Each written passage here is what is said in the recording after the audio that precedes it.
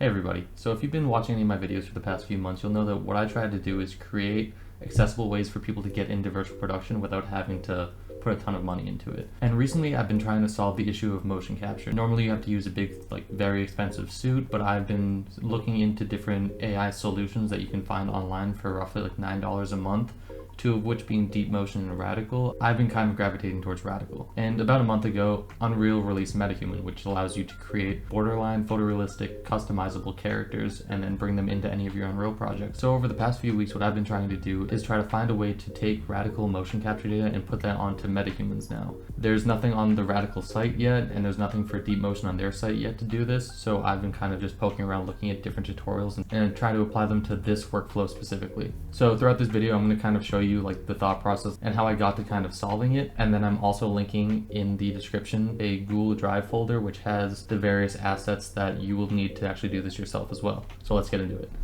So in order to solve this, I had to find a way to get all of the Radical mocap data onto the Metahuman. The first issue is that the Metahuman does not come with a standard T-pose, and the skeleton I'll be retargeting the animation from is a T-pose, so I have to create a new Metahuman pose.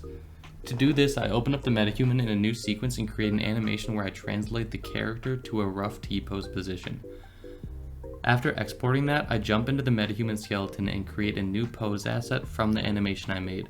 Since the animation doesn't start at a T-pose, I navigate to the correct frame of the animation and generate the pose from there. If you were to retarget the initial animation from here, you get this warped creature, and that is basically because not all the Metahuman skeletal structure corresponds to the initial character skeletal structure. So to solve this, I remapped some of the Metahuman skeleton, then went through the whole skeletal hierarchy to basically nullify any bones that did not correspond. This was mostly the various bones in the Metahuman's hand, since Radical does not generate hand motion to begin with. I linked the file from the bone structure as well as the pose in the description and will later show you how to use them in your project.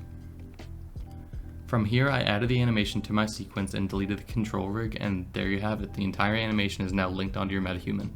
If you're planning to do this yourself, download the file that I linked in the description below to simplify the process. Once you have those files imported into your project, go into Metahuman skeletal structure and switch the pose asset to the T-pose that you downloaded. From there, load in the skeletal structure, and now your Metahuman's good to go. Take your retargeted animation, delete the control rig, and now your Metahuman is fully animated.